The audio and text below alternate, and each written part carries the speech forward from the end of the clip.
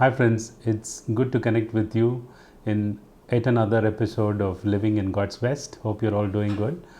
And today we are going to see how believers need not compete, but we can dominate. This is one of the success factor for a believer. And we all wanted to be successful and we wanted to pursue those things that God has kept for us. Even for believers, one of the important things that we need to know is we don't have to compete like how the worldly people compete. I remember my father saying, you need to compete, you need to study well. He would often say that this world is about survival of the fittest. You need to compete with your fellow colleagues and you need to come up in life.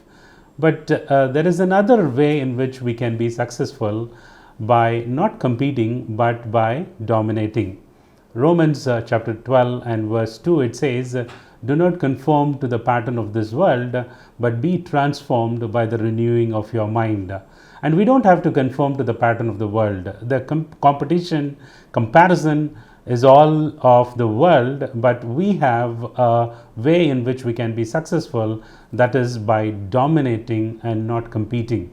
You know the story of how an eagle takes the snake from the land to the top and it actually fights the battle not on the ground but by taking it in the air and thereby killing it and completely dominating the snake, and it is successful in that way. Even for believers, we need to know that we have the environment to be successful because we don't have to compete as the worldly pattern.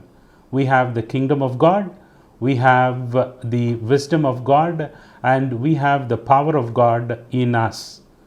That is what happened because of what Jesus did on the cross. We should know that we have all these resources available so that we don't have to compete, but we can dominate in this world and be successful. If you see the life of David, he was not competing with Saul. While Saul was competing with David, but David didn't think Saul as a competition because he knew who his God was and he knew how he can still become the king as the prophet has told. And so you need to also understand that we don't have to compete in this world, but use the resources that God has given and dominate and still pursue the destiny that God has for each one of you.